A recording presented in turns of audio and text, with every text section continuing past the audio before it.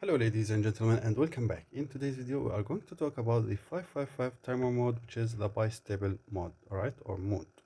I will say mode from now on. I think it's right, mode. Anyway, so the bistable mode is basically works as follows. I have the circuit here. I will explain it in a little bit, but what I want to do right now is I want to show you something. If I touch this wire to the ground, it's turned off, right?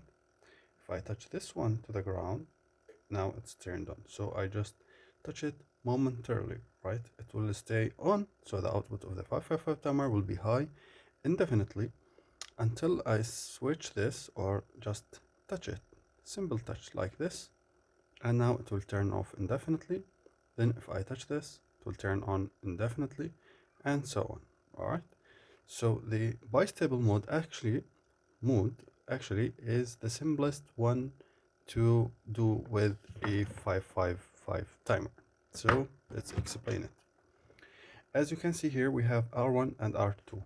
In my circuit, I'm using 10, right?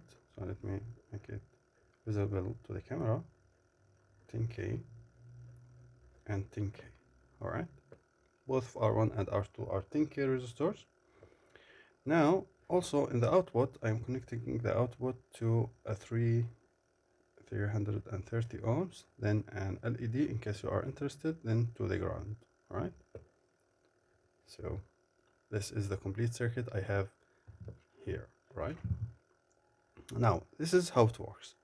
As you can see, the VCC, pin 2 and pin 4, so pin 2 is the trigger and pin 4 is the reset pin, right? Both of them have a high value throughout these pull-up resistors. So these are pull-up resistors, all right? R1 and R2, both of them are pull-up resistors, keeping both the trigger and the reset values at high. If you remember, we said that in a previous video that the pulse that triggers the 555 timers to output high, right, is a negative pulse, right?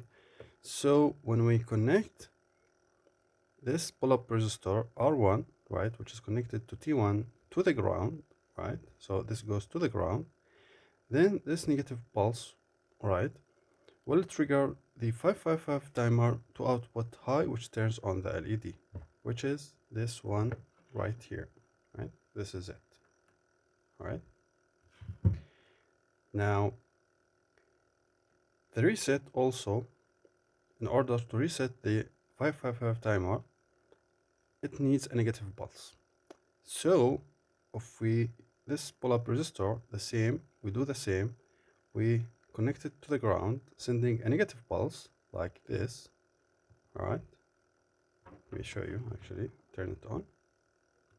And with this negative pulse sent to, or in this case is 0 volt, to the 555 timer, the LED turns off. So as simple as that. Imagine how simple is the bistable mode, all right? So that will be all for this video. Thank you very much for watching. I will see you in the next one.